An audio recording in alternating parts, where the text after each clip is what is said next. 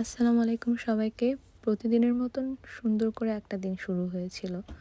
যদিও ওয়েদারটা আমি একটু পরপর চেক করছিলাম যে কখন স্নোফল হবে, কখন স্নোফল হবে। কারণ এটার উপর ডিপেন্ড করেই বের হওয়া। কিন্তু হঠাৎ করে যে টাইমটা শো করছিল তার কিছুক্ষণ পরে, তার কিছু আওয়ার পরে স্নোফলটা শুরু হলো এবং একদমই বের হয়েছিলাম রাস্তার মধ্যেই স্নোফলটা শুরু হয়ে গিয়েছিল।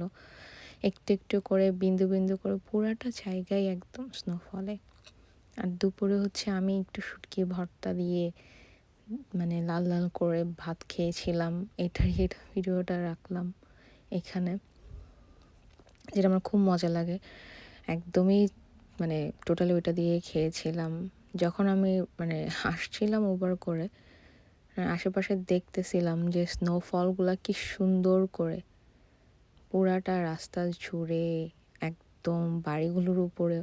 যদিও ওই টাইমটা হচ্ছে স্নোফলটা একদমই শেষ হয়ে গিয়েছিল, খুবই 20% মেবি স্নো হয়েছিল ওই দিন। প্রথমবারের মতন বেশি বেশি পড়েনি, তবুও পুরা রাস্তার বাড়িঘরের উপরগুলো দিয়ে সুন্দর একটা, মনে হয় যেন একটা সাদা চাদর কেউ বিছিয়ে রেখেছে। লাল ইটের বাড়িগুলো হয়ে গেছে একদম সাদা সাদা তুষারের শুভ্র, যেটাকে বলে।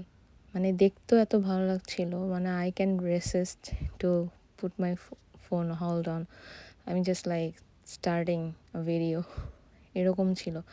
যদিও স্নোফলের মধ্যে ড্রাইভ করা খুবই কঠিন, খুবই কঠিন। কারণ হচ্ছে রোড স্লিপারি থাকে, প্লাস হচ্ছে স্টাক হয়ে যায়, ব্রেক কাজ করে না, আটকে যায়।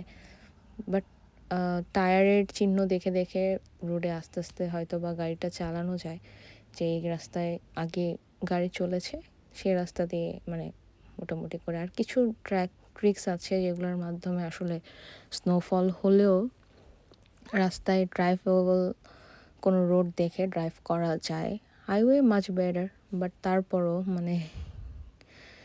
যদিও আসলে কি বলবো, স্নো পড়েছিল যখন, তুষারগুলো দেখতেও এত সুন্দর লাগছিল গাড়িগুলোর উপরে, বাড়িগুলোর উপরে, রাস্তার উপরে।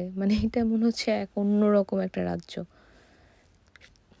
ছোট ছোট নিয়ন লাইটগুলোতে আরও সুন্দর। আর সবচেয়ে বেশি সুন্দর লাগে পরের দিন সকালবেলা যখন হালকা রোদ ওঠে, সাদা সাদা স্নো চারিপাশে বাড়িঘরগুলোর উপরে, তারপর ওই রোদের যে হালকা ছিটাতে এত সুন্দর দেখা যায়।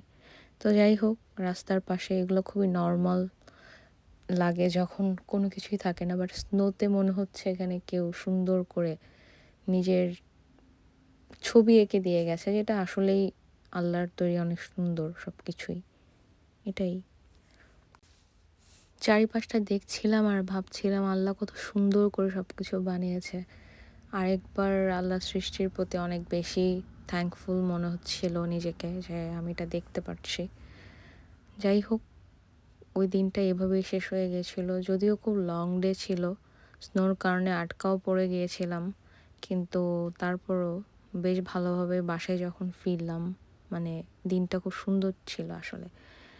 এরকমভাবে হইলেও খুব সুন্দর করে শেষ হলো। যাই হোক, রাতে আমি জাস্ট ডিনার করলাম একটু ভাত আর হচ্ছে একটু ডাল আর একটু মুরগি তরকারি দিয়ে। এই তো, এটা ছিল আজকের আমার ব্লগ। সবাই ভালো থাকবেন, সুস্থ থাকবেন। Good night, and hopefully you have a good weekend. Thank you.